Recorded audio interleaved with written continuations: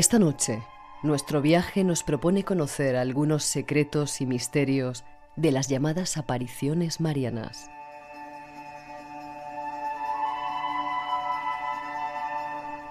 Desde tiempos ancestrales, las apariciones han proliferado desatando a su alrededor auténticos movimientos sociales, en ocasiones descontrolados.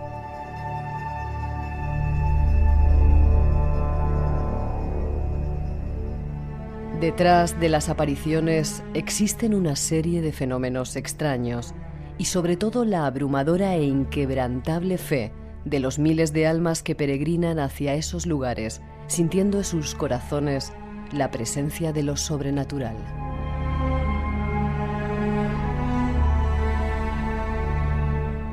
¿Es posible que se aparezca la Virgen? ¿Qué hay de verdad en el tercer secreto de Fátima? ¿Qué nos oculta la Iglesia? Y sobre todo, ¿qué intereses promueven esas apariciones y quién está detrás de ellas?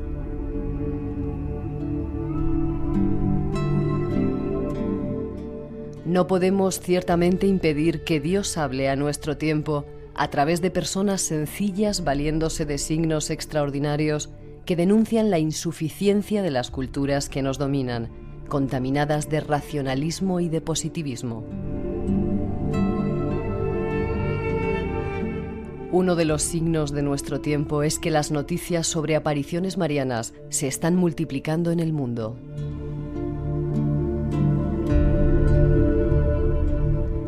Son declaraciones del cardenal Joseph Ratzinger, prefecto de la Sagrada Congregación para la Doctrina de la Fe.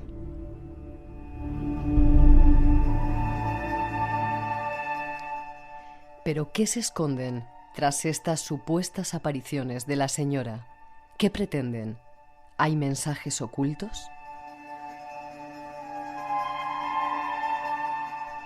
Esta noche intentaremos averiguarlo en compañía de nuestro invitado.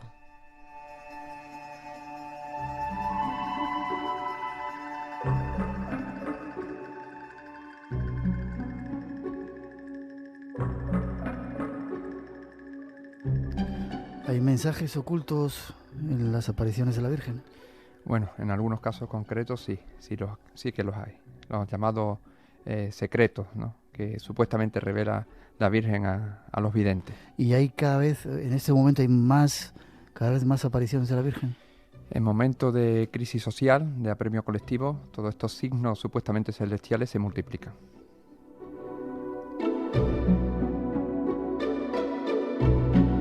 Moisés Garrido, un placer que estés con nosotros. Presentar a nuestro invitado, nos faltaba hacer eso. ¿Cómo estás? Pues muy feliz de estar aquí en tus programas, ¿no? Programa antológico, emblemático. Vamos a ver si te parece, nos lo había pedido mucha gente, el fenómeno de las apariciones. Hemos de pedir disculpas a la gente que se pueda sentir ofendida porque ante todo lo queremos tratar con mucho respeto, pero hay veces que se siente ofendida por cosas que seguramente vas a contar. Bueno, no quiero adelantar el asunto, pero desde el mayor respeto hacia esa figura, hacia las apariciones, hacia ese fenómeno, vamos a intentar sacar conclusiones y responder a preguntas.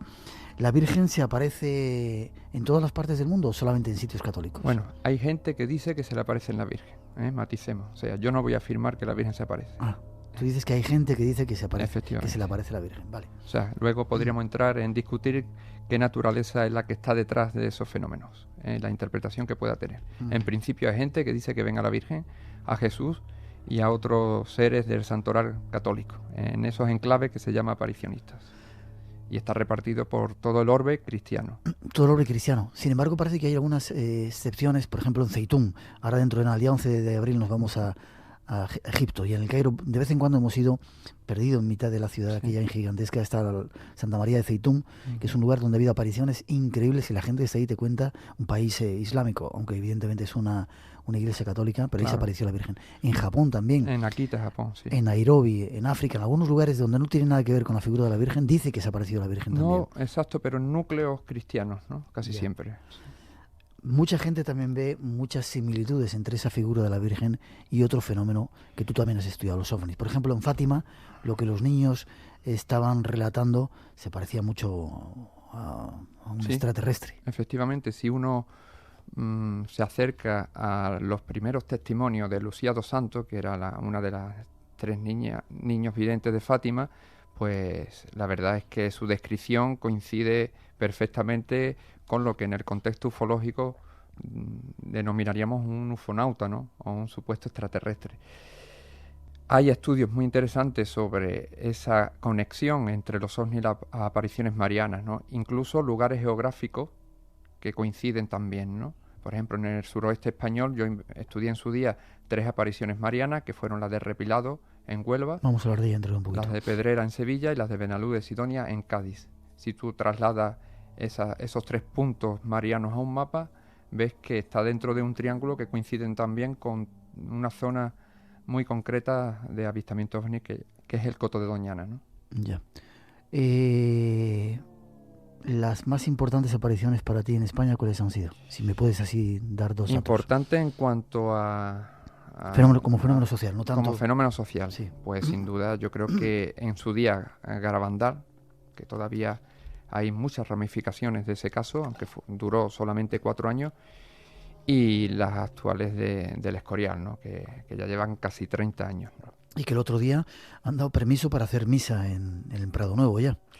Desde hace tiempo. Sí, la noticia salió el otro día. Bueno, quizá que lo hubieran autorizado. Ajá. Salió que la Iglesia autorizaba el hecho de que pudieran dar misa en Prado Nuevo. ¿Eso significa que la Iglesia acepta esas apariciones? Eso significa que la Iglesia es muy astuta. Porque en el año 85 el entonces arzobispo de Madrid-Alcalá, Ángel Suquía, dijo que no consta el carácter sobrenatural de estas apariciones, bajo informe. Con el paso del tiempo y conforme el número de asistentes ha aumentado, la Iglesia ya se ha metido por medio y trata de controlar ese enclave mariano, quizás tratando de convertirlo en una especie de Fátima la española. Ya. Sin embargo, detrás hay muchos rumores de escándalo con la supuesta vidente y todo lo que hay alrededor. Sí, hace cuestión de semanas pues ha salido una sentencia que condena a este grupo que está detrás del Escorial a que paguen 300.000 euros, ¿no? a las víctimas de todo ese tinglao mariano. Sí, bueno, seguramente luego nos dará tiempo a analizarlo. 2:19, 1:19 en las Islas Canarias. Este es el Espacio en Blanco en Radio Nacional de España. Esta noche, desde el respeto, insistimos, tratando de analizar el tema de las apariciones marianas, que es algo que nos habíais pedido. Detrás de esa introducción seguimos.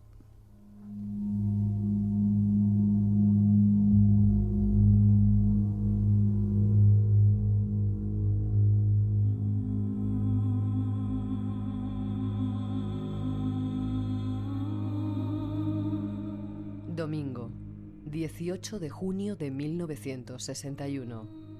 Nada hacía presagiar a los habitantes de la pequeña localidad cántabra de San Sebastián de Garabandal, a 90 kilómetros de Santander, que a partir de ese día sus rutinarias vidas no volverían a ser las mismas.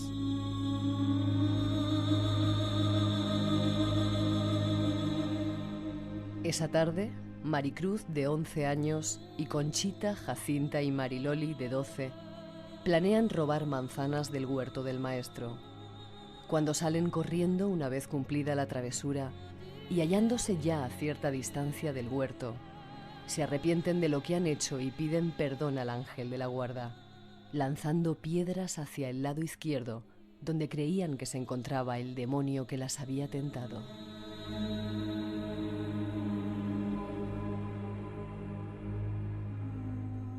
En estas estaban cuando de pronto y tras oírse un trueno, una figura muy bella, con muchos resplandores, se hace visible ante ellas.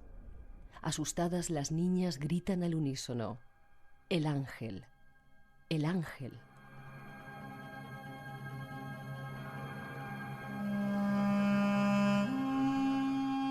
Al instante, el ser celestial desapareció y las niñas salieron huyendo hacia la aldea.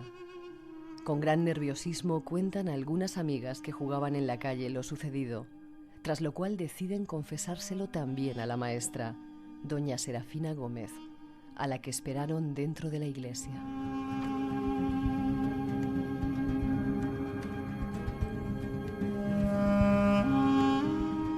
¿Es cierto que habéis visto a un ángel?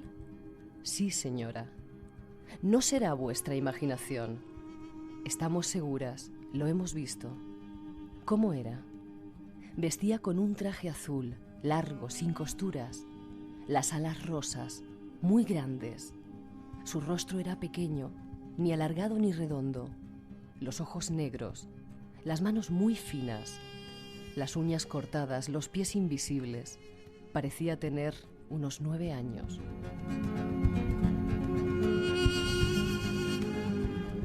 Don Valentín Marichalar, párroco de Cosío, aguarda a que las jóvenes salgan de clase para interrogarlas. Una a una y por separado le van describiendo al cura la extraña aparición. Coinciden en sus testimonios, por lo que don Valentín, ya más convencido, les dice: si esta tarde le volvéis a ver, preguntadle quién es y a qué viene.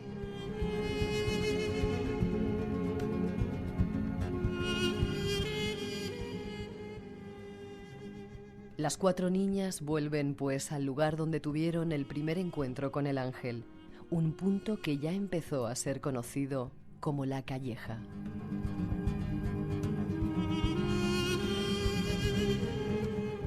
Así comienza la historia de una de las apariciones de la Virgen más controvertidas de nuestro país. Una aparición que viene cargada de prodigios y de extraños avisos. Nuestro invitado nos continúa relatando la historia. 900-137-137 nuestro teléfono. Tranquilito ahora, por si queréis hacer preguntas o participar en ese concurso que esta noche vamos a celebrar. Moisés, damos unos cuantos datos de la historia de Garabandal. ¿Lo conoces? Sí, un Qué caso sitio, interesantísimo. qué sitio tan tremendo, ¿eh? Sin duda. Qué Yo sitio. creo que este caso fue paradigmático en el sentido de que muchos otros que luego ocurrieron posteriormente trataron de copiar muchas cosas que ocurrieron en esta historia. Cuéntanos un poco la historia y sobre todo tratamos de sacar este caso porque parece ser que va a haber, o la Virgen dijo que iba a haber mensajes, que iba a haber pruebas. Cuéntanos. Bueno, esta historia comenzó el 18 de junio del año 61, como se ha dicho en la introducción, 4 niñas, Jacinta, Mariloli, Maricruz y Conchita, que era la más carismática de todas, pues comenzaron a tener experiencias visionarias, primero, como se ha dicho, con un ángel, y luego posteriormente con una figura que identificaron con la Virgen del Carmen. A partir de ahí, los típicos éxtasis al unísono, éxtasis muy curioso. Yo tengo filmaciones de la época donde se ven las 4 niñas y además en un terreno pedregoso caerse de rodillas, andar hacia atrás, con la cabeza totalmente estirada hacia arriba, y entregando rosarios a la gente y en éxtasis completamente, con la mirada todas igual, hacia un mismo punto del cielo. Según me contaban, también he tenido la oportunidad de conocer el lugar. Estuvimos cuando una de las supuestas veces la Virgen decía que iba a aparecerse, había un montón de gente de otros países, el pueblo todo lleno, y contaban que de repente los fieles le daban diferentes rosarios y cosas. Las niñas no lo veían, pero luego se lo entregaban cuando una vez supuestamente la Virgen lo había bendecido, se lo daban a la persona que se lo había entregado sin saber, lo cual era muy extraño también, ¿no? Sí, efectivamente. Incluso a lo mejor iba un sacerdote vestido de seglar y las niñas lo identificaban cuando estaba en éxtasis, ¿no? Sabían que era un sacerdote. Efectivamente, y le ponían los rosarios en sus manos, ¿no? Ahí podríamos hablar de percepción extrasensorial, ¿no? Porque en este caso lo interesante es que sí hubo médicos, incluso un catedrático de neurología, el doctor Ricardo Puncerno, que estudió los éxtasis de estas niñas, ¿no? Y descubrió que efectivamente algo paranormal había. Y también otros 2 doctores que estudiaron este caso posteriormente comprobaron la existencia de fenómenos tales como la telepatía, clarividencia, precognición, etcétera. Ya. Esto ocurría en el 60 y... Entre el 61 y 65. ¿Y después qué pasó? Bueno, pues hubo un último mensaje en el año 65 en el que ya la Virgen se despide, le dijo que ya estaba todo dicho. Ese mensaje fue el 13 de noviembre de ese año, del 65, y le anuncia algo que en el mensaje concretamente dice la Virgen: primero habrá una gran señal en el cielo, será el aviso, algo que empieza por A. Un año después de dicha señal vendrá el milagro anunciado, de cuya naturaleza nadie lo sabrá hasta que no ocurra. Y con eso todos los garabandalistas hoy día, todavía, en el 2009, siguen esperando esa señal. Sí. Es curioso porque parece que se había filtrado que había una fecha concreta. Cuando yo estuve, no recuerdo cuándo fue, si el 98 8, 99, no Sí, recuerdo porque cuándo fue. coincidió con un día porque dicen que tiene que coincidir en un jueves de Semana Santa. Sí, Y entonces sí, allí se agolparon muchísima gente esperando esas señales. era en Semana Santa, ya estuvimos. Sin embargo, a pesar de ese lugar de apariciones marianas, mucha gente se siente muy mal allí. Dice que no es un lugar, y que me perdone la gente, yo he estado muchas veces, respeto esa tierra y ese lugar, pero que hay algo raro, hay algo más que una aparición mariana. Sienten. Bueno, la gente siente muchas cosas en esos sitios y también en otros enclaves marianos dicen lo mismo y después te dicen que es como si ahí también se manifestara el diablo para luchar contra Es otra la Virgen que se manifiesta. Eso lo habrás oído en muchos enclaves aparicionistas, ¿no? En este caso lo que ocurre es que se mezcla el fraude con hechos paranormales. Y yo creo que eso ocurre también en otros casos, ¿no? No niego que estas niñas en algunos momentos tuvieran experiencias reales, ¿no? Llamaríamos un contacto con realidades transpersonales o estados alterados de conciencia donde pudiera manifestarse una serie de fenómenos de características parapsicológicas. Pero luego también a veces sucumbieron en el fraude. Sí. Sí. ¿Hay pruebas de ello? Conchita confesó al obispo años después de terminar las apariciones de que habían robado hostias consagradas de una de las iglesias para imitar la comunión mística. Ya. Luego se dijeron que lo había... Yo trato de defender y ser un poco el abogado bueno en ese sentido. Habían sido presionadas para que dijeran eso. Eso dicen. Después unas dijeron, bueno, unas se han atacado a otras. Parece que las otras tres tenían cierto celo del carisma que tenía Conchita, que todo el mundo hacía más con Conchita, ¿no? Quizás por su atractivo y por su forma de hablar y siempre sonriente, ¿no? Pero como en todo caso aparicionista, la confusión está detrás también. Ya. Miguel. Lo curioso es que se ha formado una especie de, no sé si grupo de la iglesia, básicamente norteamericano Sí. y de Canadá, que son los que están llenando las arcas, haciendo que se pueda seguir funcionando. No sé si es una fundación. Sí, en su día llegó al lugar de las apariciones un ciego, Joel Lomangino, multimillonario norteamericano. Se quedó verdaderamente sorprendido con el fenómeno de Garabandal. Cogió mucha amistad con las niñas, sobre todo con Conchita. Y bueno, años después pues fundaron en Estados Unidos el Garabandal Center, donde se vende todo tipo de parafernalia religiosa. Y Conchita luego se casó y se marchó a Nueva York y también junto con este señor pues mantiene ese negocio a costa de vender, como digo, objetos relacionados con el caso de Garabandal, desde estampas hasta vídeos, en fin, escapularios, de todo, ¿no? Ya, pero digamos que el movimiento continúa porque la gente sigue yendo a Garabandal. Sí, sí, el movimiento garabandalista, mientras que esté la profecía sin cumplirse, está ahí, está plenamente activo. Una profecía que dice, para recordarla, que primero habrá una señal en el cielo cuyo nombre empieza por la letra A. Mucha gente lo han interpretado como que es un asteroide, como que la A de Ajenjo, ese asteroide que aparece en el Apocalipsis de San Juan. Y después habrá un milagro que todo el mundo lo verá. Y a partir de ahí, pues, las típicas señales apocalípticas. Una nueva experiencia de comunicación. En Radio Nacional de España. Espacio en Blanco. Con Miguel Blanco. 2:30, 1:30 en las Islas Canarias. Estamos tratando de dar algunos datos de las apariciones marianas. 900-137-137 es nuestro teléfono, por si queréis participar, criticarnos o aportar algo. ¿La Virgen hablaba a través de Conchita y del resto de las videntes allí en Garabandal? Sí, sí, se comunicaba con ellas. Sí. Pero sobre todo era con Conchita, más que con las otras tres, ¿no? Ya. Pero allí tuvieron comunión mística, supuesta levitación según algunos testigos, fenómenos de osmogénesis, que sería ese aroma celestial que aparece en los momentos del éxtasis. En fin, pero sobre todo Conchita era la que protagonizaba más la comunicación con la Virgen. Cuando estuvimos en esa fecha de Semana Santa, pudimos grabar también alguna vidente, era americana, cómo llegaba la Virgen. Y no hemos podido localizar ese documento, pero sí tenemos un documento de Rami Sánchez, una vidente de... Rami Sánchez, no sé. Te he pillado. No, ahí me has pillado. Bueno. La conozco porque la he visto mencionada en muchos recortes de prensa que tengo de aquel sitio, pero no sé el lugar. A través de ella hablaba la Virgen y esta es la voz de la Virgen. Escuchar. La paz de mi divino Hijo Jesús y el amor de vuestra Madre esté con todos vosotros, mis pequeños. Hijitos amados, nuevamente bajo a la tierra. Hijos míos, amad a vuestro Creador, amaos los unos a los otros. Si no os amáis entre vosotros, que os veis a diario, ¿cómo podéis amar a Dios que no le veis? Rogad por la paz, hijitos. Los hombres piden la paz, pero con sus manos firman documentos de guerra. Era uno de los mensajes de la Virgen. Hay otro, bueno, era bastante pasable.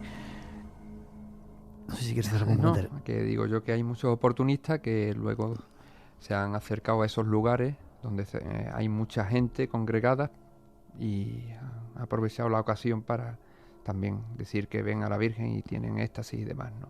O sea que hay muchos farsantes en estas historias. Pero básicamente, y es curioso, las apariciones marianas dan mensajes apocalípticos muy duros de que arrepentiros, sois malos. ¿Somos tan malos como dicen? Evidentemente debemos de serlo, pero bueno. Bueno, tampoco hace falta que venga nadie a decírnoslo así, ¿no? Del cielo a decirnos, ¿no? Lo sabemos y ya está. Yo creo que esto es absurdo, que hayan existido casi 22.000 apariciones marianas a lo largo de la historia. ¿22.000? 22.000 censadas por el Vaticano. ¿Desde cuándo? Pues desde la de Zaragoza, del Pilar, en el año 40 después de Cristo, que todavía se supone que vivía la Virgen. Por tanto, no era una aparición, fue más bien una bilocación. A partir de esa época, sobre todo a partir de la Edad Media, cuando se incentiva mucho el culto a la Virgen María. Sí. A partir de ahí se multiplican las apariciones marianas y luego, sobre todo, en el siglo XIX y XX. Tengamos en cuenta que muchas de las que la Iglesia ha tolerado al culto, porque hay que decir que no hay ninguna reconocida oficialmente por la Iglesia Católica, No hay la Virgen... Ni Fátima ni Lourdes. La Iglesia Católica jamás ha extendido un documento del magisterio eclesiástico diciendo que la Virgen se ha aparecido en tal sitio. Son lugares tolerados al culto. La Iglesia permite que ahí la gente vayan a orar y demás, ¿no? Porque ve un ambiente cristiano, pero nada más, ¿no? La Iglesia en ese sentido no se pilla los dedos, aunque luego apoye determinados movimientos marianos o determinados enclaves marianos, como efectivamente es Fátima y Lourdes, que se han convertido en sucursales de la Iglesia. Ya. Las más activas en este momento, Garabandal, que sigue activa. Garabandal, la del Escorial, sí. Medjugorje, en la región croata de Bosnia y Herzegovina. Si supieras la cantidad de gente que va, tengo compañeros que se dedican a reunir a los fieles españoles que van allí, y es increíble los aviones que salen desde España cada cierto tiempo a Medjugorje. Yo tengo pendiente, esa no la conozco, ir a verlo, pero creo que es un fenómeno social tremendo. Es impresionante, ¿no? Hace poco estuve hablando con una señora que es de Huelva, de donde yo vivo, que había estado en Medjugorje y vino completamente transformada por solo haber estado allí 3 días. Algo Se quedó sorprendida, y una persona con formación y cultura, pero me dijo: Moisés, aunque tú seas muy escéptico sobre el tema de las apariciones marianas y muy crítico, yo he visto allí cosas que no me podía imaginar. Algo parecido ocurre con estos compañeros míos, gente que de mucho nivel, para nada escépticos, que para nada creen en estas cosas, y de repente han ido allí y se han transformado. Algo debe estar pasando. Algo pasará, no sabemos si también actúa la sugestión, de eso si quiere podemos hablar, de lo que es la sugestión en esos ambientes. Yo he visto crisis histéricas y he visto muchas cosas en las apariciones marianas en ese enclave, ¿no? Por eso yo trato de explicar estos temas desde el punto de vista de lo psicológico, de lo psiquiátrico y en algunos casos de lo parapsicológico, ¿no? Yeah. Pero me cuesta mucho aceptar un origen sobrenatural de estas historias, ¿no? Porque eres escéptico e irás al infierno. Muy bien, pues allí te veré. No lo sé si pasaré por allí, seguramente. ¿Por qué en determinados lugares? ¿Y por qué en esos lugares concretos? Cuevas, arroyos, árboles, es decir, ¿por qué? Bueno, habría que estudiar el tema también desde un punto de vista antropológico, quizás desde un punto de vista mitológico, sociológico, y ver que son lugares de poder, lugares donde ha habido antiguos cultos, donde ha habido culturas megalíticas, ha habido otras tradiciones esotéricas, cultos paganos. Ten en cuenta que muchas de las cosas que hoy se atribuye a la Virgen María y que se enfoca desde la óptica cristiana, antes pertenecía a las religiones paganas, a las religiones mistéricas. Y ha habido como un traspase de los antiguos mitos y cultos a las diosas femeninas con este de la Virgen María. Y por supuesto siempre se ha representado a las diosas femeninas en torno a la tierra, ¿no? A los arroyos, a las cuevas. ¿Y podrías aceptar que, como pasaba en el Palmar de Troya, el otro día pusimos un programa que rescatamos de nuestro archivo, hablamos ahora de Joaquín Gómez Burón? Para mí ha sido una lección de periodismo y de saber estar, ¿no? Él estuvo allí, le querían hacer obispo y nos contaba un poco toda su experiencia, ¿no? Y más o menos daba la tesis de que, bueno, había una serie de evidentes al principio. ¿Puedes aceptar todo eso, que de repente haya gente que ve algo, que vive un fenómeno tremendo, sobrenatural, místico, mágico, parapsicológico, como tú quieras, y luego, no sé si la iglesia, los estamentos, los aprovechados, van y entran para montar negocio ahí? El fenómeno aparicionista en sus inicios puede ser cierto en cuanto a que puede ocurrir una serie de fenómenos de tipo paranormal y que haya niños que entren en estado de trance y que vean algo que ellos, de acuerdo al contexto social y cultural, lo van a interpretar desde ese enfoque cristiano. Muchas veces, como en el caso del Palmar de Troya, las 4 niñas que vieron supuestamente a la Virgen no sabían lo que habían visto realmente. Fue cuando salieron corriendo hacia el pueblo del Palmar de Troya, porque la visión la tuvieron en una finca que se conoce como la Alcaparrosa. Eso fue el 30 de marzo de 1968. Pues fueron los adultos, los mayores, sus padres y los vecinos y demás, quienes le dijeron que posiblemente habían visto a la Virgen. Y ya fueron con esa idea de nuevo a ese lugar y empezaron a decir que realmente estaban viendo a la Virgen. Yeah.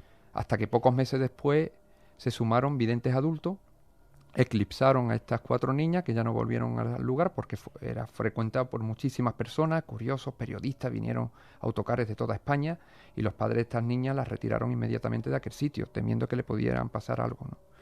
Y ya acapararon la atención, pues, videntes adultos, ¿no? Nombres muy conocidos como Pepe Cayetano, Rosario Arenilla, María Luisa Vila, María Marín. Y meses después aparece en escena un joven contable de 23 años que se llama Clemente Domínguez Gómez, acompañado de un amigo suyo que es abogado, Manuel Alonso Corral. Y este hombre pues tiene unos éxtasis muy histriónicos, estigmas en la mano, en la frente, y empieza pues a ser el centro de atención de todos los que se acercan al lugar. Y si quieres, bueno, luego seguimos contando hasta dónde llega esta historia, que para mí es el caso aparicionista que más me gusta estudiar por lo... Pues cuéntalo, y vamos atentos, dentro de un momento vamos a escuchar la voz de la Virgen y la voz de Dios incluso a través de un vidente. Lo vamos a poner dentro de un momentito, pero ¿qué pasó? Rápidamente cuenta. Bueno, pues que este hombre claramente se ve desde el principio su megalomanía. Los mensajes proféticos son muy alarmistas y apocalípticos, como tú bien antes dijiste, que es lo habitual en estas historias. Y de pronto en el año 75, después de que ya tiene una fama internacional, porque hace viajes incluso al extranjero, ¿no?, para captar adeptos y también para coger dinero, ¿no? Trata de reunir dinero para crear una congregación y lo hace, ¿no? En el año 75 crea la Orden de los Carmelitas de la Santa Faz. Una vez que un arzobispo vietnamita, atraído por el tema de las apariciones marianas, Pedro Martín Gondín Tuc, viene hasta el Palmar de Troya y los convierte a Clemente Domínguez y a su amigo Manuel Alonso Corral en sacerdotes. Que podía hacerlo legalmente. Claro, ¿no? Es legal. Sí. Y pocos días después pues los consagra obispos. Y a partir de ahí se crea la famosa Iglesia Palmariana. Que sigue existiendo todavía. Sigue existiendo todavía, ¿no? Y la Iglesia pues comulgó poco tiempo después a todos los componentes de la Iglesia Palmariana, ¿no? Porque quisieron hacer ahí una especie de Vaticano, ¿no? ¿Cómo está el tema ahora? Pues el tema está... En el año 2005 falleció Clemente Domínguez. Bueno, él se autoproclamó papa en el año 78. Después de morir Pablo VI, se autoproclamó papa. Un papa legal, aunque no reconocido por la Iglesia. Efectivamente, con el nombre de Gregorio XVII. Que a lo mejor era uno de esos últimos papas que decía la profecía nuestra de San Malaquías y que hay que tener en cuenta. Atentos a ese dato. El penúltimo papa. Y entonces, bueno, reúnen un montón de dinero, alrededor de 10.000 millones de pesetas, de las antiguas pesetas. La basílica que construyen en torno a los 2.000 millones de pesetas y muere en el año 2005 y le sustituye su amigo Manuel Alonso Corral, que se autoproclama papa con el nombre de Pedro II, y ese sí sería el último papa de las profecías de San Malaquías. Que es el que está ahora... Que es el que está vigente y que el año pasado me expulsó. ¿Te expulsó de allí? Sí, yo fui acompañado del investigador onubense Fernando García, también investigador de estos temas paranormales, y del ufólogo Ignacio Darnau de Rojas Marco y su esposa. Sí. Y bueno, en algún momento dado nos metimos en la iglesia palmariana como pudimos y asistimos a una de las misas y no sabíamos que estaba allí Pedro II. Es que era el día 2 de febrero, día de la Candelaria. Sí. Y entonces pues le tocaba dar misa al propio Papa. Y allí nos pusimos a hacer fotos hasta que nos pilló. Y me señaló, se acercaron 2 obispos y me expulsaron de la iglesia palmariana. Si es que eres malo, te lo estoy diciendo. Vas Ya. a ir al infierno. Te echas hasta el propio papa de la iglesia. Pues fíjate qué honor. En otro lugar, en el Tajo, ahí te contaría yo lo que nos hicieron a nosotros. Había otro vidente también. José Luis Manzano se llamaba. Muy jovencito. ¿Quieres contar algo de él o ponemos muy breve? Él se autodenominaba el gran guerrero del Tajo. Con mensajes muy tradicionalistas, ultraconservadores, reaccionarios, otro vidente o vividor, no sé yo qué decir. Escuchamos la voz de la Virgen a través de él y atentos. La Virgen está diciendo los lugares que son reconocidos por ella misma y por Dios, y al final es el propio Dios quien habla a través de su boca. Escuchar, atentos.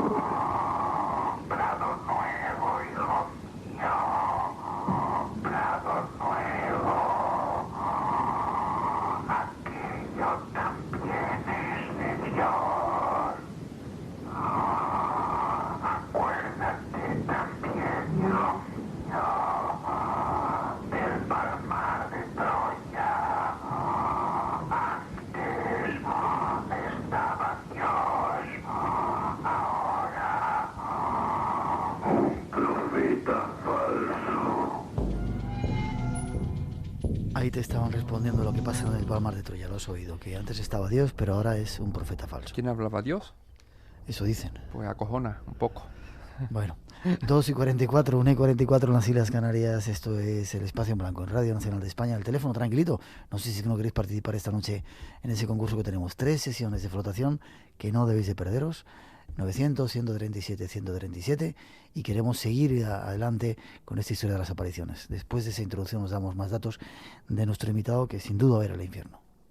Pues encantado.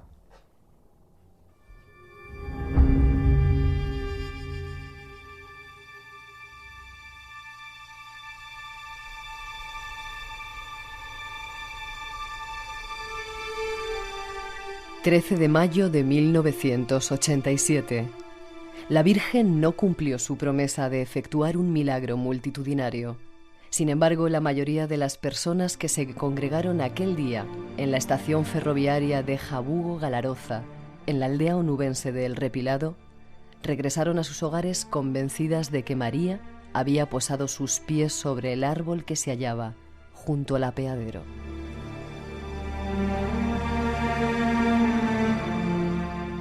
Todos creyeron que esa tarde la Virgen había vuelto a manifestarse a Alba Bermúdez Navarro, de 10 años de edad, y que el milagro anunciado con semanas de antelación se había producido.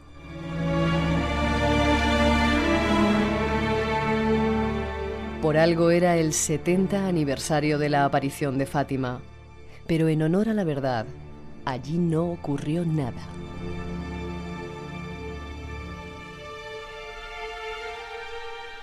No hubo la más mínima evidencia de que la Virgen, una figura alta, guapa y con el pelo largo, según la descripción de la pequeña vidente, descendiese desde los cielos hasta ese perdido rincón del suroeste español. Y aunque aparentemente no ocurriese nada, los fieles que peregrinaron hasta el lugar, unas 15.000 almas, sintieron en sus corazones la presencia de lo sobrenatural.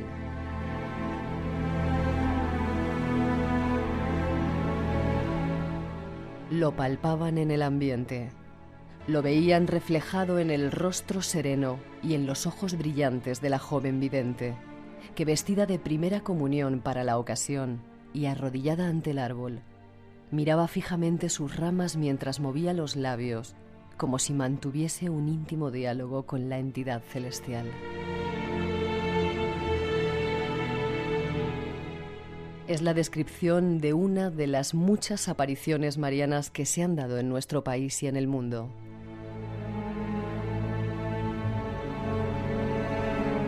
Un fenómeno que sigue vivo a pesar de los tiempos que vivimos.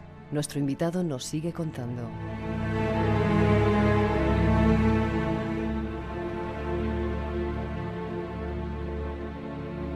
Ahí estaba el caso del Repilado, Huelva. En Huelva. Ese fue el primer caso que yo investigué de aparición mariana, en abril de 1987.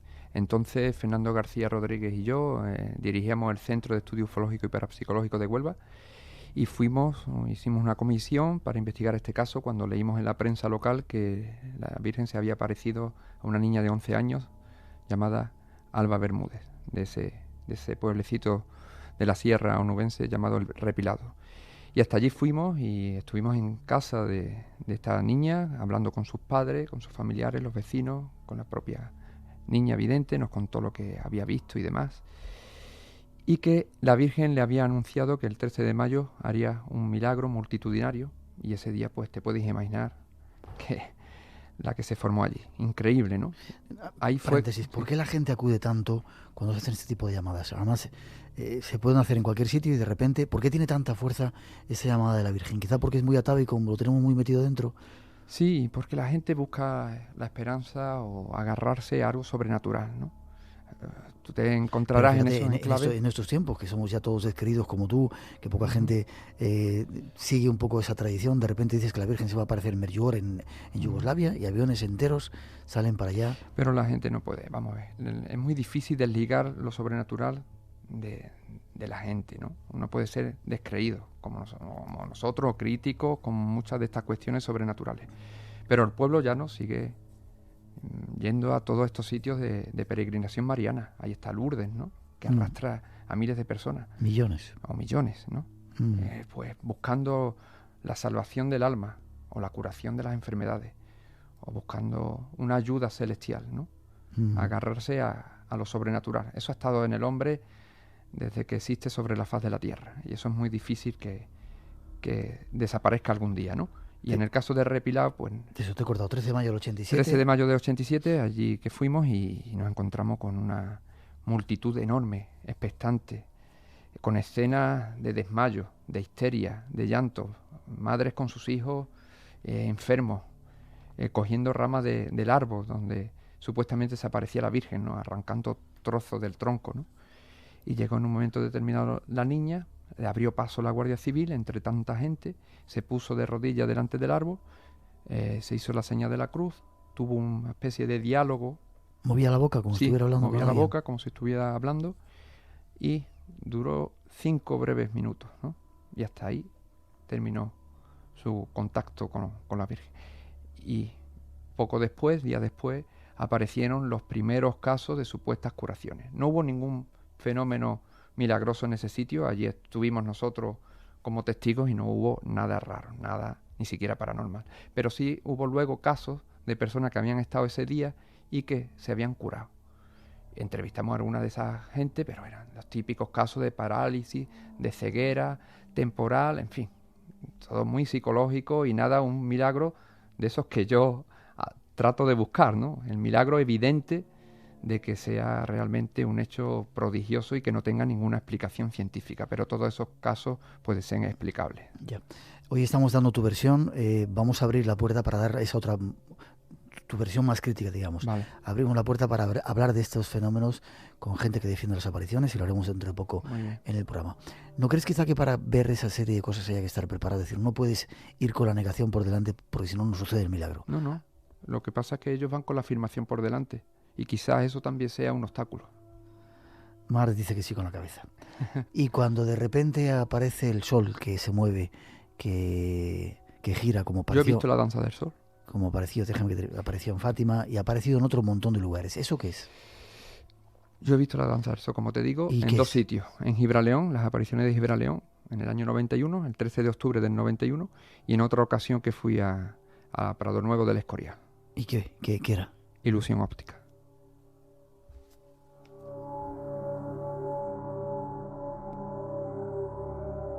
No, es que le tengo que decir algo aquí a micrófono cerrado que prefería que no escucharan. No, te lo digo claro, Miguel. Me lo dices claro. Yo no... Cuando tú miras una fuente luminosa durante un rato, como ocurre en esos dos sitios donde yo estuve, por ejemplo, en el Escorial estaba amaneciendo, el sol se veía perfectamente, la gente estaba mirando el sol, claro, cuando llevaba unos cuantos segundos mirando el sol, ya sentía como que giraba el sol sobre sí mismo, que se desplazaba por el cielo, que hacía cosas raras, se le quedan las retinas impregnadas de luz, y allí a donde miraba pues veía luces y ya decían que estaban viendo a la Virgen y un montón de cosas. Fosfeno se llama eso, en una ocasión hablamos. Efectivamente. Pero... Y en Gibraleón exactamente igual. El cielo estaba encapotado de nubes, pero nubes finas, que se veía perfectamente la esfera del sol. Las nubes se desplazaban por delante del sol y creían que lo que se desplazaba rápidamente por el cielo era el sol. Y no, yo tomé como referencia una montaña y el sol no se movía. Y la gente decían que sí se movía. Ya, quizá en ese caso. Parece que hay pruebas bastante contundentes que en Fátima pudieron ver que el sol estaba en un determinado lugar y luego el sol se movió y visto por un... Yo acepto que pueda ser su gestión. No soy quien para defender ni nada. Estoy tratando de darte más detalles, ¿no? Para que vea que no me cierro a todo. El caso Fátima, en cuanto a lo ocurrido el 13 de octubre de 1917, yo lo dejo como un fenómeno aéreo anómalo. Aéreo anómalo. Sí. Es decir, que el Sol se pudo haber movido... No el Sol, lo que fuera. El astro rey, por supuesto, no se va a mover de su órbita. Es verdad, eso decía mucha gente. Pero sí fue un fenómeno local, visto en un radio de 30 kilómetros, un disco plateado que lanzó un haz de luz y, bueno, ahí podríamos entonces, como tú dijiste al principio, ver la interrelación entre el fenómeno mariano y el tema ovni. De eso quería entrar ahora. ¿Y si no fuera la Virgen? Y si de repente, porque muchas de las descripciones, como tú decías, de los niños, de los videntes originales, antes de contaminarse cuando se lo cuentan al cura, al maestro, a los padres, no tiene mucho que ver con un ser muy angelical, ¿no? Parece otra cosa. No, por ejemplo, Lucía dos Santos, en las descripciones que hace, tú te vas al dibujo de la época y no tiene absolutamente nada que ver con la figura que luego ha adaptado la Iglesia Católica de la Virgen de Fátima. No tiene absolutamente nada que ver, ¿no? Incluso se parece más a los típicos ufonautas, ¿no? Extraterrestres. Efectivamente, del contexto ovni, ¿no? Hay un trabajo muy interesante de los historiadores Joaquín Fernández y Fina de Armada, historiadores portugueses, que hicieron un libro titulado Intervención extraterrestre en Fátima en el año 81, donde explica el caso Fátima a la luz de la ufología. Y es una hipótesis bastante interesante, sin duda. Y curioso que se repite no solamente en Fátima, sino esa visión de seres ufonautas, como tú los llamas, en diferentes lugares de España y del mundo, ¿no? Sí, efectivamente, ¿no? Y coincide el enclave y demás. Eso no significa que la Virgen sea un extraterrestre ni nada. Lo único que estamos diciendo es que hay dos fenómenos aparentemente diferentes, pero que cuando se estudia en profundidad vemos la conexión que hay entre ellos. Y quizás sea un mismo fenómeno interpretado de forma diferente de acuerdo al contexto en el que se manifiesta. En un contexto rural, más bien se va a interpretar como fenómeno sobrenatural, divino, y a lo mejor en un contexto urbano, pues puede interpretarse como fenómeno ovni. Ya. Si aceptamos que pueda haber una presencia, no sé si, ¿cómo llamarla? Mística, celestial, aceptamos que estamos viviendo un momento crítico. Si es realmente la madre de Dios y nuestra propia madre, estaría preocupada. ¿Podría ser que algún ser celestial en estos momentos críticos viniera a darnos mensajes para que nos salvásemos? Yo por ahí iría mejor por la línea de Jung, ¿no? Que interpretó todos estos fenómenos sobrenaturales, ufológicos y demás como proyecciones del inconsciente en momentos de apremio colectivo, en momentos de crisis social. Y después ya creamos todo ese psicodrama religioso o ufológico. Ya. De acuerdo a lo que más nos sintamos identificados, ¿no? O con la Virgen o con un supuesto ser de otro planeta. Ya. Y hay muchos fraudes en todo esto, lo vamos a ver en la segunda parte del programa. La mayoría. Gente que se aproveche de toda esta historia. La mayoría de los casos son fraudulentos. Unos son fraudes deliberados, conscientes, y otros son fraudes inconscientes, involuntarios.